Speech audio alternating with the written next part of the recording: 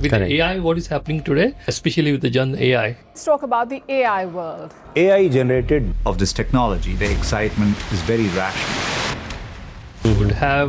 You can create different prompts, and those prompts will tell you the scenario of kind of a genre of the song, or the mood of the song, or instruments of the choice Right. instruments, Right. and how do you want the actual output, and then AI can actually generate that song. But people have done a great job in YouTube actually, and that is the biggest power we have today through the learning online through YouTube, Right. without paying anything, right? Without Right. going to the classes and all. True. Drive your passion. I mean, if you're passionate about something, just find the time for it.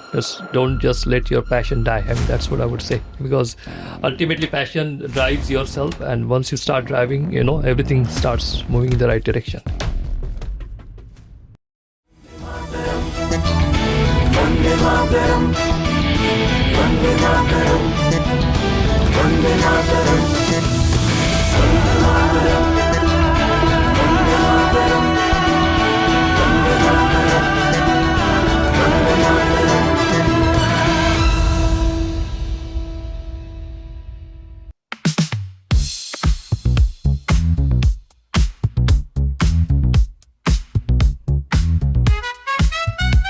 And it's show time. Welcome back everyone to this another episode of PTF podcast, Bole To Part-Time Funkar, with your host Rohan.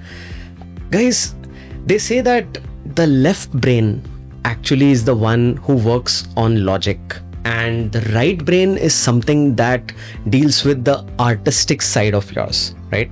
However, in today's time, there are very few people who can actually master both. And guess what? In today's episode of PTF podcast, I have someone who is actually an example of that. He is a software veteran based in the Bay Area and Silicon Valley, and he has been for almost 3 decades working as a software pioneer who has got multiple patents. Guess what? A creative side of software that he has implemented in his early days as an engineer was literally working on one of the MiG airplanes black box in order to do data acquisition and work on a software. Imagine, like, real world example where this guy was on the tarmac and doing experimentation using his software. But on the other side, his heart plays harmony and rhythms with the various instruments. He just loves to spend time with experimenting on different keyboards and the technology that's there. So think a combination with technology's creativity, at the same time rhythmic soul inside. I would like to introduce to all of you for today's PTF podcast episode, Mr. Mangesh Pangarkar. Hello, Mr. Mangesh. Hi Rohan, and thanks for generous information and so much compliments. Thank you so much. Absolutely. I mean, sir, like, it's very fascinating to meet personalities like yourself, because what we see typically is, in this competitive world, especially since we are based here in the Silicon Valley, it's a lot about logic, codes, and everyone is running behind certain hustle.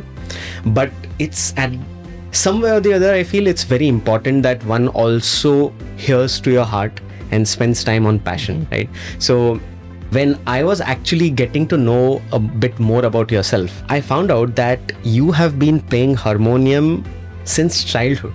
Is that correct? Yeah, I started learning when I was in 4th grade.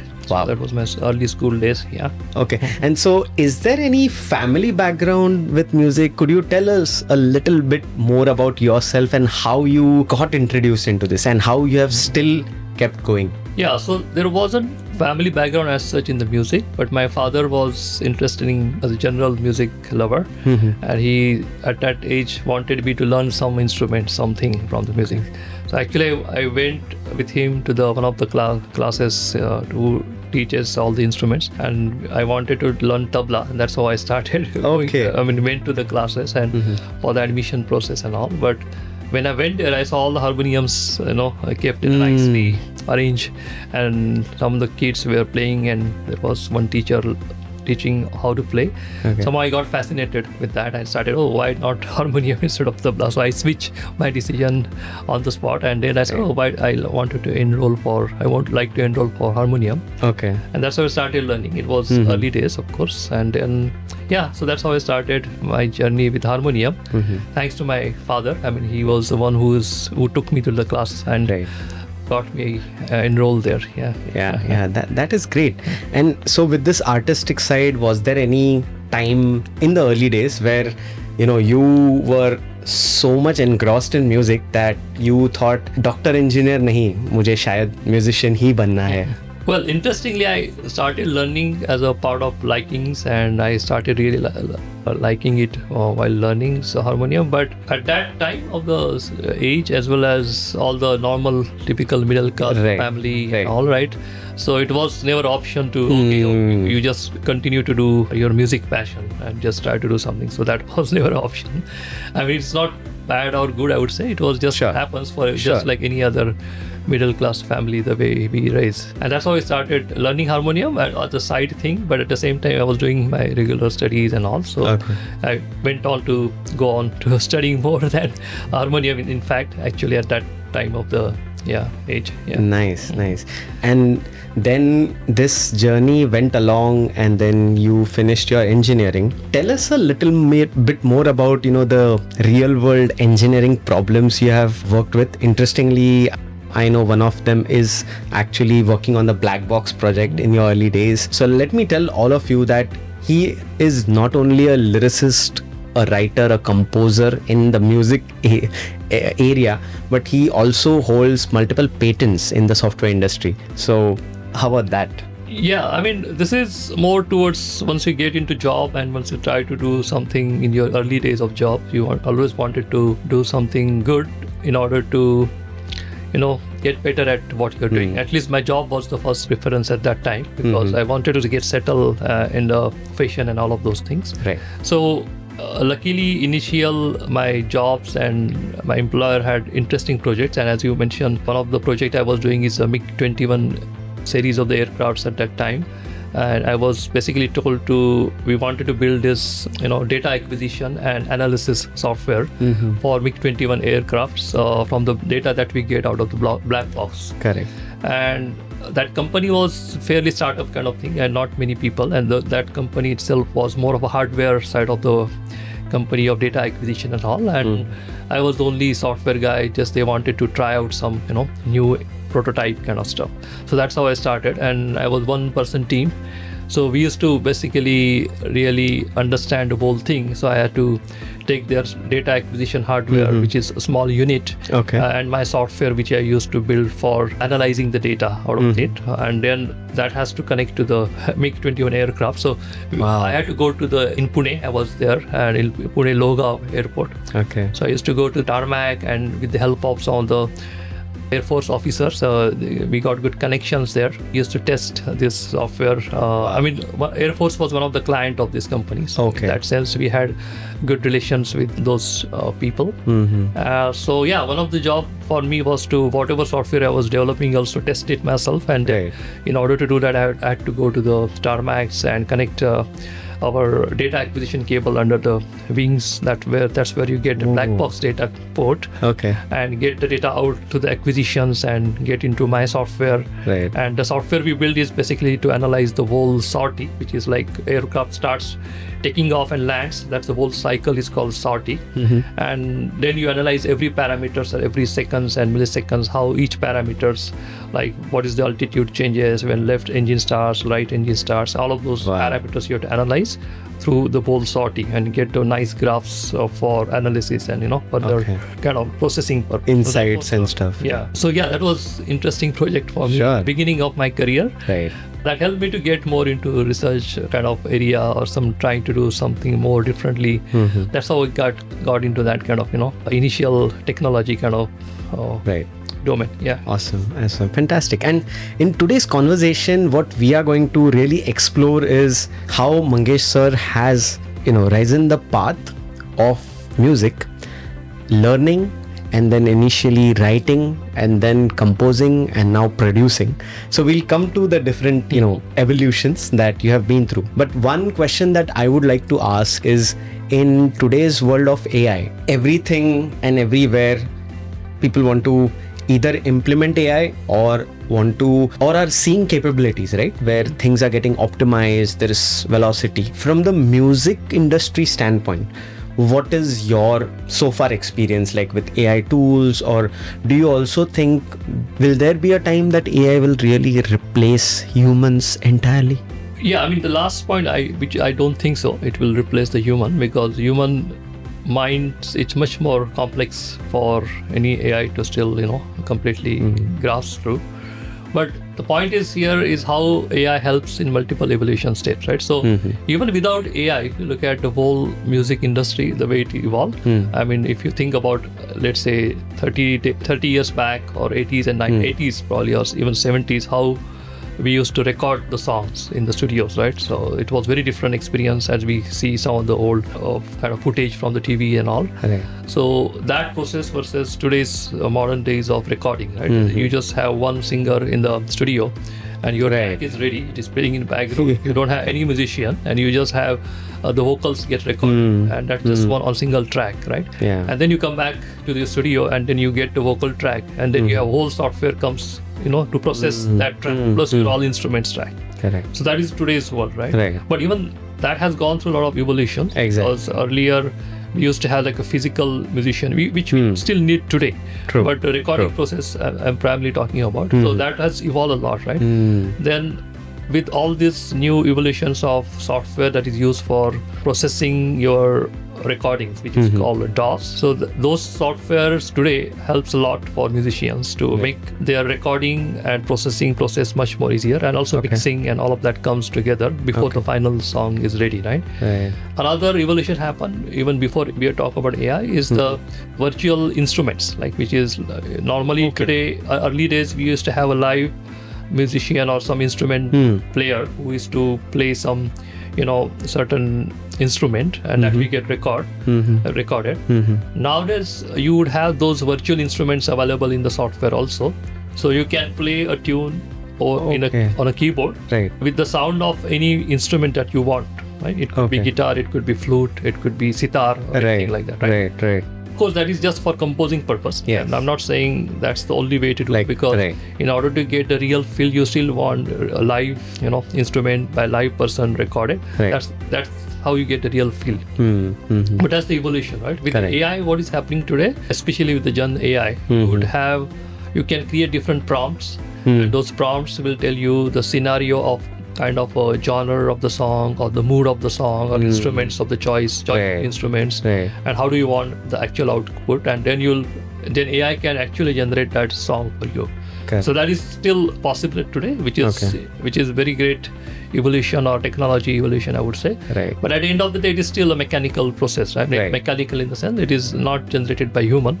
So you would not have that human touch, I would still think. That somebody is in a certain human is writing some lyrics with certain thoughts in the mind, and then also trying to compose that with certain thoughts in mind, and then really getting the song out. So that process is still fascinating, and that is still probably going to last much longer, I would think. Agree. So definitely there is a human touch which is essential for creativity. Yeah, absolutely. I think so very strongly. Awesome. Yeah. And now switching to your chest of treasures which you have created over the years, right? You are very prolific in creating something which is very unique to a taste.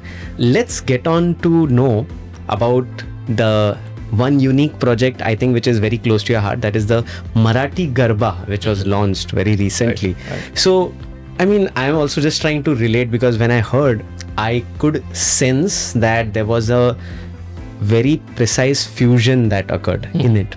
Now, Garba, typically it's more on the Gujarati cultural side, but then when you infuse it with that Marathi root, Marathi flavor, what made you take that, journey forward? Yeah, so that is interesting story a little bit behind. Yeah, so one thought is true that Marathi Garba is very unique in that sense, because normally Garba songs are mostly done in either Gujarati, Rajasthani, or some. It is still done in other languages, but primarily Gujarati and Marathi, right? So that's one. And then there is very standard as a kind of a common theme that comes with the sound of that typical Garba sounds and Garba music, right? So when I wanted to do Marathi Garba, I mean, one of the things was doing Marathi Garba, and the title is Assal Marathi Garba. So I wanted to bring the Assal part of Marathi in terms of the lyrics, even in terms of some of the instruments that we use, and then it's a Garba, right? So that's how it is, Assal Marathi Garba.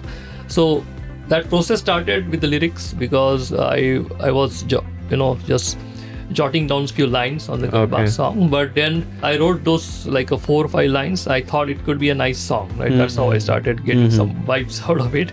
So then what happens at some point that in fact I was doing some other song at that time, but then this thing came up early, because the other song got the release of that song was planned much later, so this came up early in the production. So but we did not have the full lyrics ready at that time. So that's where I started kind of thinking what to do, because I don't have the full song ready yet. Correct. So just in the evenings around, after coming back from the work, late night, finishing all my calls, late night calls. Okay. So I was just thinking about this, what to do with these songs, and I started probably writing, again got those 4 lines what I had. Okay. But I ended up writing the whole song in that night until 4 a.m. in the morning. Wow. So that's how that song, the lyrics got ready. They one whole line. When I read all of those things, I thought, it's pretty nice, coming out with a nice tune and all. So and Garba tune was in my mind also at that time when I was writing. So lyrics came first in that song, and then I started composing more, right? So then idea was to definitely make it like a true lyrical, so that Marathi, when you hear that song, you'll see a lot of nice Marathi words and lyrics used in that. And then then we got into the tune and actual composing, and I wanted to see what is the best voice for that. So Arya Ambekar, she graciously agreed to sing that song, and she did fabulous. She has a very, he's pretty maestro in so kind of vocals, so she did amazing job at that song, and we got it recorded. Recording was also another story, because I was working here from Bay Area, she's in Pune. Wow. And then we had one studio called Pancham Studio in Pune. So normally I got some of my work recorded there, but then we had to do it like remotely. So that was another experience for everyone, because she never worked remotely. The studio never worked remotely like this, and I was sitting here. So we got on a Zoom call. And luckily, she was in the in the studio, and we were on the Zoom call throughout. I was, coordinating the whole session over Zoom.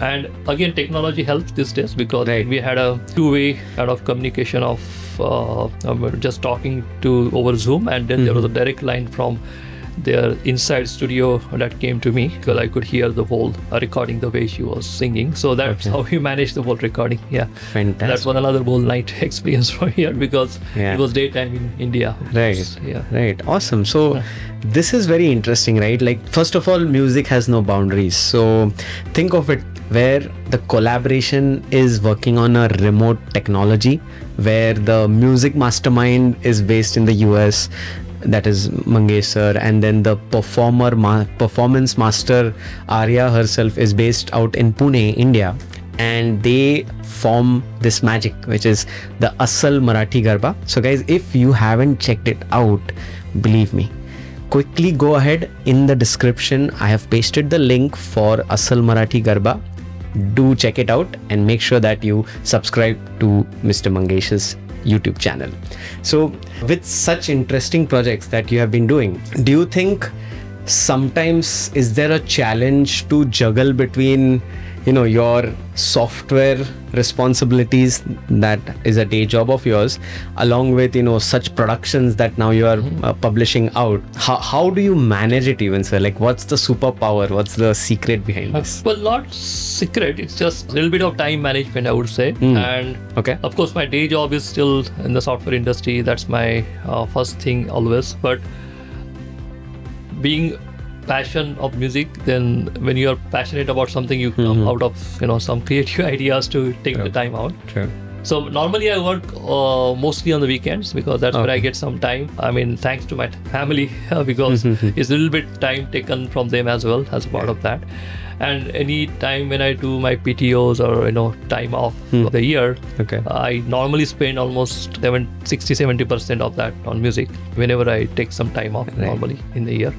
So just recently, I was in Pune last December. So I took 2 weeks and I was working on music part out of that, almost like 15 days out of the 2 weeks, almost whole 2 weeks. But yeah, that's how it works. I'm typically, it's all about how much I can take the time out of my regular work. Yeah. Awesome. And when you are into all of this, what is one way of resetting yourself? Because when there's like data, there's responsibilities, work, and of course like the hustle or the passion thing also kind of drains you, right? So like if you ask me, my thing is just take a cup of coffee or tea, just sit by myself and ground.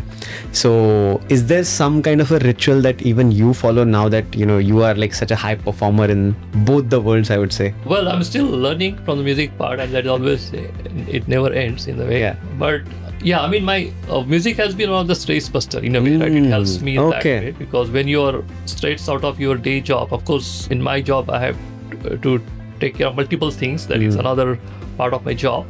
But everybody, just like anybody else doing their job, there will be always some stress out of it. And as everybody has some different ways of, controlling the stress, my stress buster is typically music, because I'm very much into that. And that helps me a lot, because even if and it doesn't need to be like, playing on a keyboard for long hours just to get out of that stress. It just sometimes I just play a few tunes, some new tunes, just experimenting. In 10 minutes I do something that itself is good enough for me to, charge up, because, or I otherwise write something. So that's another thing. So, but yeah, so these are the things. And I also have my pet at home. So we normally take him on a walk. So that's another part of it helps in a way. Yeah. This is lovely. Yeah. Okay. Now, coming towards skills that you need, right? And as I mentioned in the introduction about the left brain with the logic, right brain with the arts, I'm sure like since you are at a very senior position in the corporate world, you must be certainly managing multiple teams, and there's a lot of orchestration which happens, right? Also maybe in certain software platforms you need orchestration. While on the other side now, if I notice for music composition also in a way you have to have that skill. So when was that kind of a discovery in your case? Like do you relate to both the worlds with this orchestration as a skill? Yeah, I mean, it's definitely relatable. I mean, music, especially in the music, it is all about some kind of harmony. And harmony means you have multiple things going on and you have to bring everything in the right order. And that's how we orchestrate it. And then it comes out with a nice kind of outcome of it, right? Right. So similarly in the software industry, especially in my role, I'm also into people management and getting the things done, along with looking at what's new can be done, right? Because technology is always evolving every day. So both of those aspects goes very well together, because it's very, and even for any software, I would say engineer or manager, I mean, doing that work in a nice harmonized way, you need to do multiple things, I mean, right? And then bring everything in the right order in order to get the right product or, some features in the software, right? So it is very much relatable in that sense. Yeah. Right. That's very interesting. And when you are into so many things with your, upcoming projects, and now that you have started producing so much, let's talk about spirituality and the connection to it, because for the audiences, if you don't know, he has also launched the Maruti Stotra, which was not available in a more of a grandeur version. So what's the connection with that? If you could put some highlight for our audiences and share as to your connection with spirituality, and at the same time, moving ahead and producing something at a grand scale. Yeah, so connection with spirituality is there in multiple ways, I would say, because I do follow some of those meditation practices and things like that. That is another part of spirituality. Okay. But when it comes to Maruti Stotra, I mean, most of Maharashtrian middle class families, at least when early years, when we grew up, we grew up by chanting the Maruti Stotra at home most of the time. And that was always in the mind from early days, from child days. Maruti Stotra was nothing new in terms of all the shlokas in the Stotra and so on. But when I got into music so much, then I also realized that, nice, Maruti Stotra is nicely, I mean, it's been there for so many years, but how much musical work has happened on Maruti Stotra, right? So that thought was there also in mind. When it compares to, end of the day, spirituality has no language and no religion in a way. But when I was doing musically analysis, I felt that certain type of religious songs has a lot of work is done on musically, but compared to other types, right? So this Maruti Stotra is on the other side where there is not much musical work has happened, right? So that's one part. And then when I always used to chant Maruti Stotra early days of school, so I knew all the shlokas and everything. So I felt those are such a powerful shlokas already there. How about creating some powerful compositions to kind of get closer to the power of those shlokas, right? So that was the thought behind it. Right. And then when I was doing for many years, I was trying to compose it. It never came out the way it came out when we actually did the work. But I had certain thoughts in mind how to get certain sounds and all. But when I really thought of, now we really have to get something out of it, then we started working more. So then the whole, if you listen to that, I mean, we have tried to see how musically powerful it can be. So we use some of the mridanga sound, which is very powerful. That is kind of resonates well with Hanuman. As a Maruti is a symbol of powerful and devotion thing. Correct. Other part of devotion goes with the sound of flute. So it also goes with together. So we use that combination along with very high, nicely vocal range. I mean, that song is, in musical technical language, it is done in the F scale, which is fairly high scale in that sense. But this was done very well by new age singer, Chaitanya Devde. He was doing very well at that time in Indian Idol, and he's very high range, very excellent singer. So we got him recorded for that. So it came out very nicely, and we got an opportunity to launch it in the last year's NAFA Film Festival. So that was another nice thing.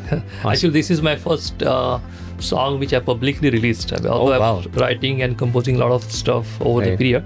But since that time, I thought of creating something or making something more structured, because I was doing very unorganically until then. But I was trying to do some more structured productions. And so that's the first song. Nice. This is great. So let me ask you this. Does this role of, producing out, right?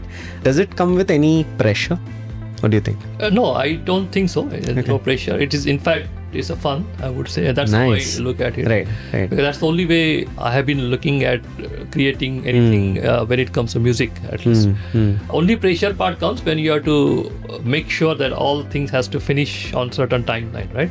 And it's not only my one person thing, although I compose or write or whatever, but end of the day, production comes with multiple people involved, because there is an audio team, there is a video team, because most of my production also I do music videos. It's not just audio getting released.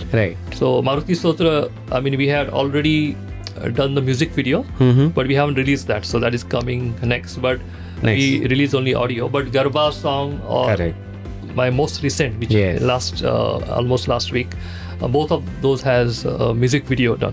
So when music video comes into picture, then it is a lot more work, because then you have to manage the entire crew and so many people involved in that sort of type of production. But there are some pressure, but that is mostly to manage the time and schedule and everybody's availability and all that. That's another part of it. Got it. No, and do you think now, when, as you mentioned, right, like with the video part also coming, it's more of what I see as a storytelling, right?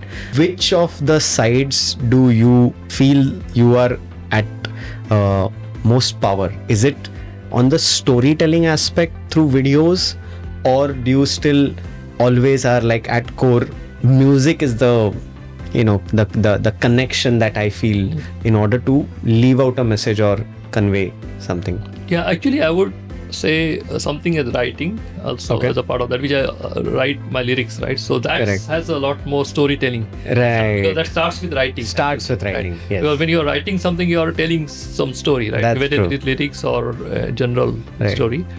So it's in a way starts there, and then what you try to do with the music is more presentable, more kind of acceptable in terms of sounds or in terms of the visuals, right? Both ways, right? So it starts with writing. I mean, for any typical script, when you say script is the first, in terms of storytelling, the script is still an important plays a role. Right.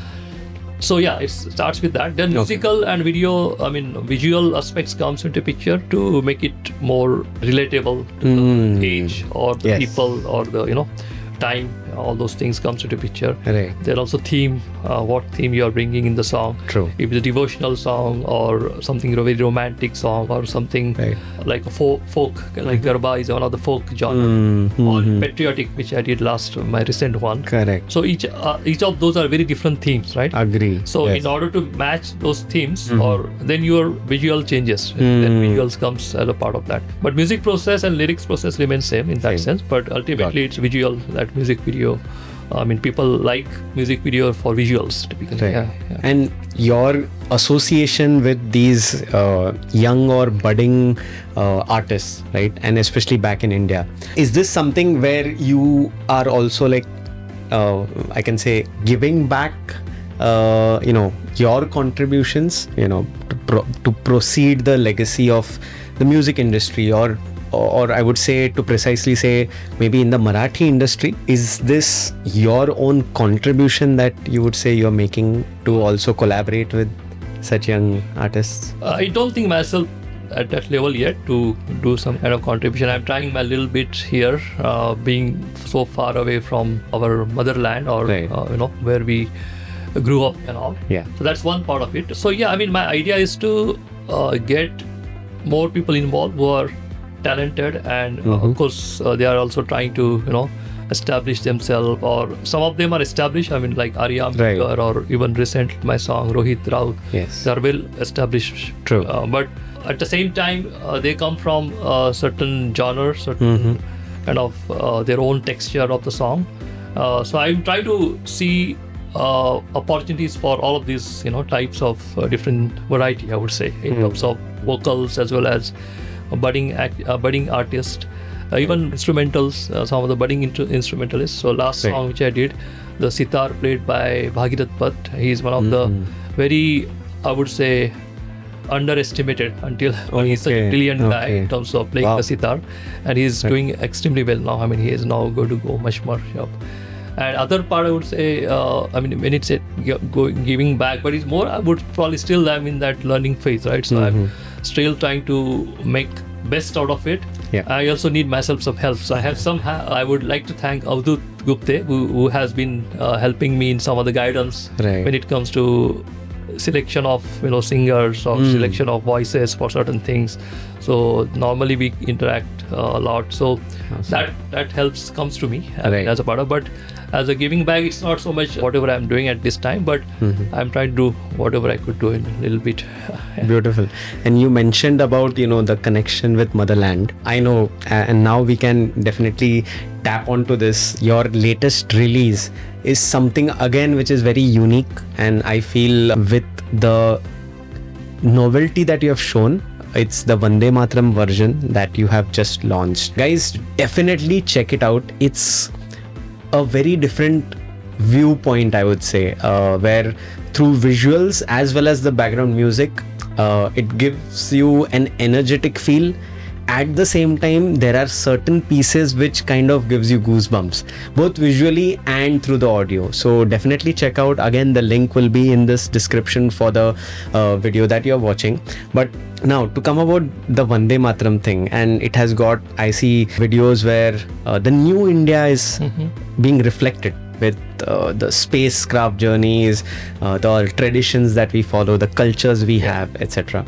So what was the story behind, because I see that in a way you have kind of depicted an announcement that now India has arrived into a new era. Right. What was behind this? Yeah, so it is very interesting story. I mean, Vande Mataram New India is the title of the song. Yes. And Vande Mataram actually brings our kind of traditional, Vande Yes. Mataram feel and vibe. Feel, yes. New India is of course our India of today and age of today's modern age. Right. And how the thinking process of writing that song was exactly what you said. It is how would you see the India of today True. in slightly different lenses of, Right. of modernization, right? And the progress and the people and variety and what it can bring. So this song is actually dedicated to youth of India and progress made in India. So that's how we announced it sometime back. Yeah. But the whole idea was exactly like that. So Right. what I tried to bring when I was writing that song as a lyrics is also the same thing, right? I mean, we have so much variety in India when it comes to people. I mean, maybe I'm not able to complete all the things India has so much variety. but Right. Whatever yeah. I tried, I mean, the idea was to reflect all different type of people. It's the youth of the India, what they are achieving, and there are so many stories in India. Like whole how APJ Abdul Kalam, right? He was a child. He was just learning under the lamp on the street. So you will see one visual. There's one Yeah. kid learning under the lamp. And you see the rocket launching right outside. Right. So that's the kind of a theme I wanted to bring Lovely. is the old and the new modern age, along with the lyrics, of course. And Yep. then all the festivals, that's another big variety in India. So Right. that's another varieties, all different cuisines and the food items that we have in variety. Yes. So I find it very fascinating just by having that kind of variety and plus all the modern age of India with all Right. the AI software industry itself in India, all the modern days of research and success that came out of Chandrayaan, right? So that's another big factor. Yes. So my idea was to bring all these things together in the lyrics. Okay. And then how do you compose it, right? That's the second Right. part of it. So I wanted both to be at least at a level which can sound and show the vibes through the energy and the beats that comes out of it. So that's the whole idea of bringing it. Lovely. Yeah. This is very, It very came out inspiring. really nice. And then of course Rohit Raut has done a fabulous job there. I mean, he has sung that so well with all Right. the energy That behind power, it yeah. and the power, and that you can feel the energy and everything True. that was that song in terms of the lyrics of that song. So, Right. yeah. No, I totally agree. I mean, with Rohit's voice, we couldn't have asked anything Yeah. better. Yeah. Right. And now talking about all your production journeys and the place where you are at today, right? So this podcast, Part-Time Funkar, is essentially for anyone who is waiting to get started to follow their passion, probably. And maybe in today's time when we have our listeners who might be, viewing this podcast, for them, how would you lay out a plan where, let's say, if someone wants to be a music composer, what are a few things that one can get started with? If you can kind of like, I don't want to get into your corporate hat Yeah. to have a complete project plan, Yes. but just, like 2-3 actions or certain things that you through your experience learned, so maybe you can give a guidance that, hey, do this but don't do that or something. So what would that look like? Right. So anything that any individual wants to do in music or anything, right? So typically it drives by the passion of the individual, right? So that's the biggest thing I would say as a first and foremost. The passion drives everything else. Right. Right. And if you are passionate about it, typically we will find the time. And if you are passionate about it, and no matter whatever busy schedule, you'll somehow find some Sure. time to do this, right? Sure. So that's unwritten rule, or that's the first Prerequisite, I would right? say. Yeah. Great. So once we get into that, then in order to do the things right, I mean, if it is music or it's applicable to anyone, I mean, if it is a singer or they have to do their regular riyas, because Right. without riyas, without practice, you cannot do certain things, right? Or even for composing, in my case, composer doesn't need to be instrumentalist, but Okay. ideally, right? Because Okay. they are not necessarily Right, have yeah. to play certain instrument in an instrumentalist way. I mean, they Right. need not be master of the instrument, but they have enough understanding about different instruments, different sounds. How do you bring those sounds together? What scales? Or what? These are all technical aspects of the song, right? So learning those is important in order to Okay. compose any song, right? Otherwise, it cannot be.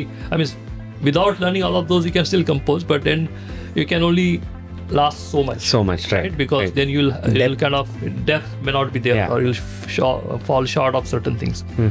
And this whole field is so vast. I mean, Right. instrument, Exactly. any Yeah. technicality of it, it's very vast, right? Right. So learning those modern ways, use AI, right? I mean, AI's best use is to learn this fast. Right. Earlier used to probably took so much time to just go through it, certain thing, read through it, or Yes. that you can do much faster these days today. So use Correct. those technologies, but understand more. I mean, that's the important thing. More we understand, more we can explore or experiment, and then something better comes out of it, right? Right. But let's say if it's me, right, myself, and I want to start with exploring, and as you said, there's a tremendous ocean of things that Yeah. you can go, and at times you might get lost. So if I have to maybe pick up one or two steps, or maybe tutorials, if I would say, where should I look for that?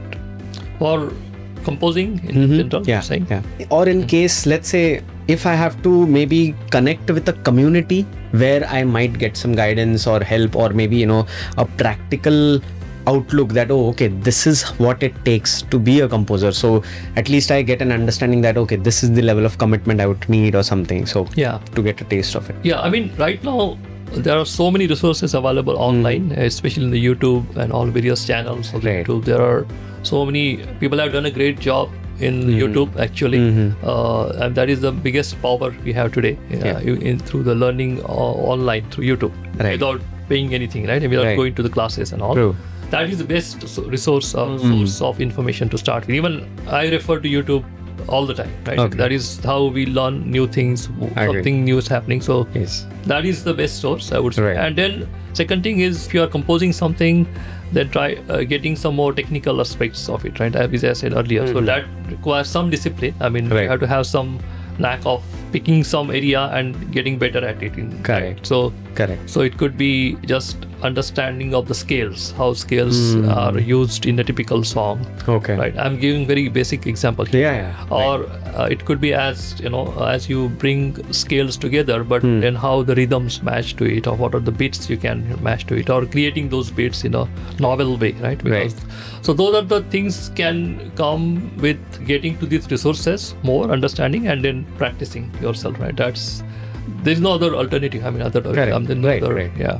Awesome. Okay, and now switching to a phase of maturity where, let's suppose, if someone is a bit seasoned, right, like not a beginner anymore, and will you be open to collaborate for new projects? Because as I said, right, like my whole idea or intention for the podcast is to actually not only leave some inspirational journeys like yourself, but also to maybe help connect people to do great things. Yeah. So with that, what would you say if suppose someone wants to just reach out to you for some idea?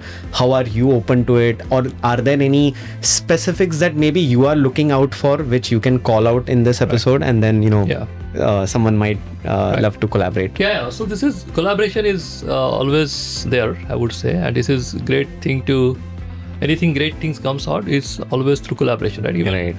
Today, the way I'm doing some songs and composition, that is still end of the day some collaboration, because True. I'm working together with the rest of the teams and Yes. so on. So if I want to do something new with the collaboration way, definitely I'm open for it. I mean, I always anything, whether it's lyrics, writings, or compositions or productions or anything like that. So that is always open for that. So Fantastic. anything to hide about it. So that's one part. And the other part you ask about, how do you myself reach out to else? I mean, if I want to collaborate. So yeah, Right. definitely. I mean, answer to that, yes, as well, because music is always end of the day, it's a collaboration, I would True. say. Yeah. True. And just to get into the specifics, if someone wants to actually connect after looking at this podcast, what would be the best medium? Can they connect with you on Instagram or Facebook or phone or email? Yeah, so Instagram and YouTube channel, Right. both are best ways, because Awesome. my all information is there, Work is contacts, also- everything is there. Yeah, Right, right. yeah, and those are very active channels, both Instagram as well as YouTube. True. Yes.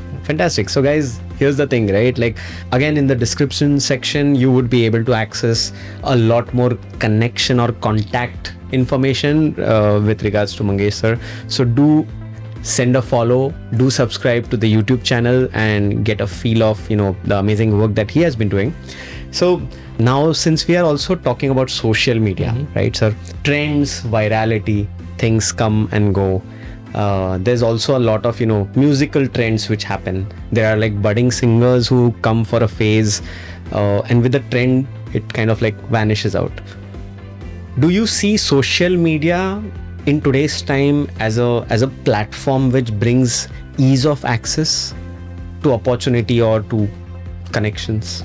Yeah, definitely. I think so, because social media is playing very big role these days. I mean, positively, constructively. I mean, and once we start using it responsibly, I think it has got a lot more power. I think, right? Yeah. That's another good part of it. Right. So, and it helps you to form your own platform. That's another good part of it, because early days, without social media, you need to take a lot of efforts to reach out to people, right? So that's the whole thing is not taken out. That's one of the big hassle in order to reach out. So that reach out part is taken care with social media. Right. Now things left is what you can do, right? I mean, what content you can bring, what's the quality of it, and how creative it is, and that's so. If anybody's passionate about doing that, and social media is a great tool for that. Yeah. Fantastic. Any of your personal experiences or incidents you remember, recollect, where collaboration happened over social media? Well, I do connect with some artists over social media, because most of my stuff is on social media, so that's how people know it, right? So I'm not doing anything else. I mean, to reach out to people. Right. Social media is only one option.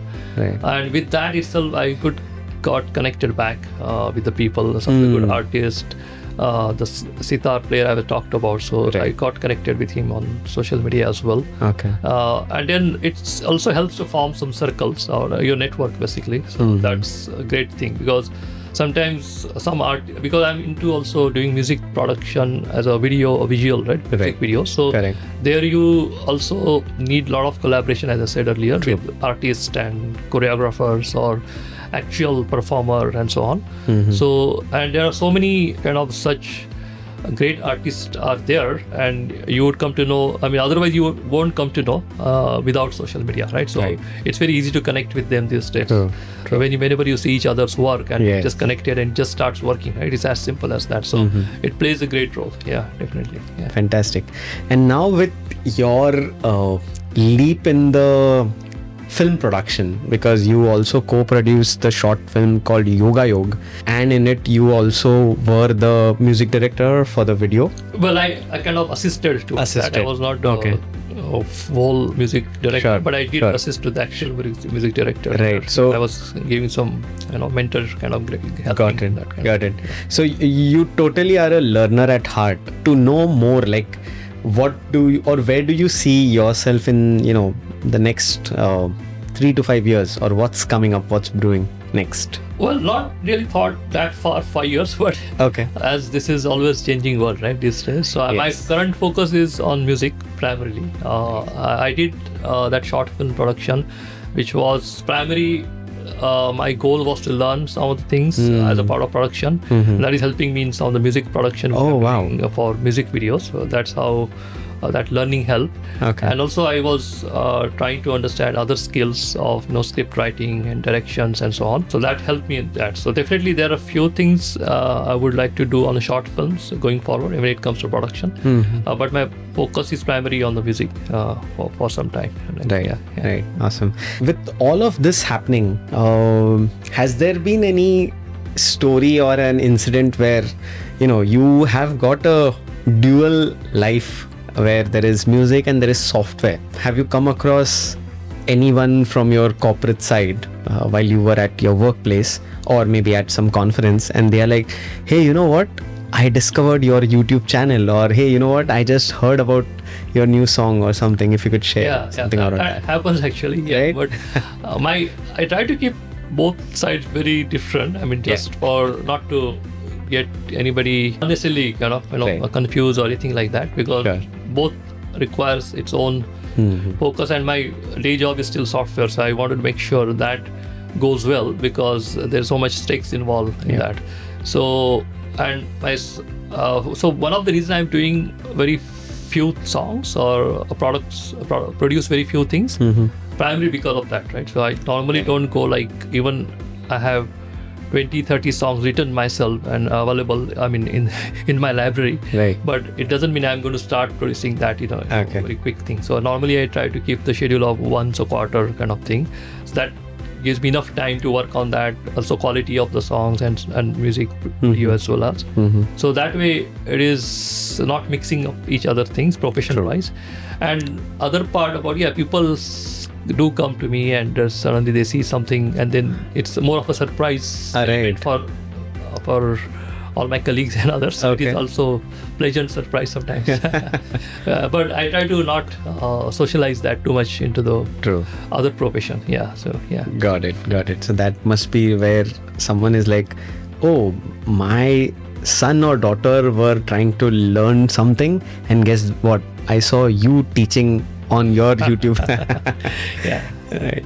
So this has been a very interesting conversation with you, and now from the musical aspect we have covered so many things. One last note that I would like to touch upon is you have been in the US for so many years, and you have seen the rate at which India is also advancing, both technologically or lifestyle wise, right? Do you think there will be a time where India's story gets rewritten in terms of not only a good engineer or a good manager, but literally as a global leader into certain areas of the global power? Certainly, right? I mean, one of the immediate trend we see is the India surpassing the economical strength when it comes to GDP. I think it's the fourth largest economy now. So that's a great thing, right? That's one of the trend that we are already seeing. Yes. So it is towards that path anyway. So that's first thing, right? Second thing is having a great differentiator when it comes to India, when it comes to youth power, right?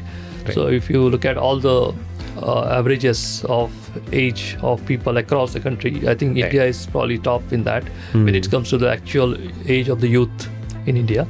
And in order to grow any country, what you need is actually the power of the youth, right? So all those things are already there. I think it's probably just a matter of time, I think. Fantastic. Right. Okay, awesome. Any last note that you would like to leave for our audiences, or just about your experience with this podcast that we have today? So Rohan, thanks for inviting me. I think that's a pleasure. Again, I don't call myself as a kind of something leading musician or anything. I'm still in a learning phase, exploring various things on the music technology and my other profession of technology. So I would say last thing is drive your passion. I mean, if you're passionate about something, just find the time for it. Just don't let your passion die. I mean, that's what I would say, because ultimately passion drives yourself, and once you start driving, everything starts moving in the right direction. Lovely. Awesome. This was great conversing with you, and thank you so much again for the time that you have taken out and sharing your journey and interesting insights, right, about how the music world is and how you have been evolving, and at the same time following the passion. That's the key. So with this, we come to the end of today's PTF podcast episode with the one and only Mr. Mangesh Pangarkar. Definitely do check out his YouTube channel. Do subscribe to it, because he's just getting started is what I totally see, and the way his collaboration is working out with the various talents across the world, it's certainly phenomenal. So stay tuned, and we will meet in the next PTF episode. Till then, thank you so much. This is your host Rohan, signing off.